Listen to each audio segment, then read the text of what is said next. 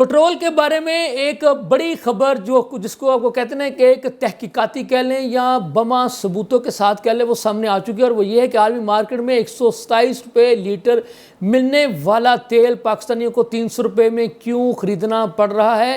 تو یہ جناب ایک اہم خبر سامنے آئی ہے، جس کے مطابق کہ پاکستان میں عام صارفین کو پٹرول کی خریداری کے لیے بھاری رقم چکانی پڑ رہی ہے۔ عالمی منڈی میں برنٹ کروڈ کی موجودہ قیمت تقریباً 73.14 امریکی ڈالر فی بیرل پاکستانی روپے میں تقریباً 20,344 روپے ریکارڈ کی گئی۔ اس حساب سے ایک بین الاقوامی بیرل 159 روپے لیٹر کے مطابق خام تیل کی فی لیٹر قیمت محض 127.96 روپے بنتی ہے۔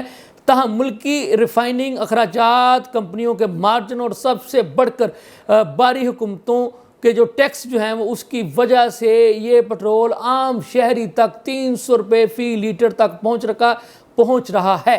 تو جناب اوکرا اور وزارت خزانہ کے سرکاری داد و شمار کے مطابق 127 روپے کے خام تیل سے لے کر 300 روپے کے ریٹیل پٹرول تک کا سفر درج ذیل 5 مراحل میں داخل ہوتا ہے۔ ریفائننگ اور درآمدی لاگت، جس کو کہا جاتا ہے خام تیل کو پاکستان لا کر صاف کرنے، سمندری کرایہ اور بندرگاہ کے چارجز شامل ہیں۔ پٹرول کی بنیادی قیمت بڑھ کر تقریباً 150 روپے فی لیٹر ہو جاتی ہے۔ یعنی یہ وہ چیزیں ہیں جس کی مد میں جو ہے وہ کہتے ہیں کہ جی ہم نے انٹرنیشنل مارکیٹ سے اتنے کا خریدا اور پاکستان لا کر اس کو یہ کیا، اس کے بعد لیوی، اس کے بعد فلاں ٹیکس، تو عام صارف تک پہنچتے 300 روپے فی لیٹر تک یہ قیمت پہنچ جاتی ہے۔ حالانکہ یہ قیمت اب جس رفتار سے عالمی مارکیٹ میں نیچے آئی ہے تو 100 روپے فی لیٹر تک ہونی چاہیے۔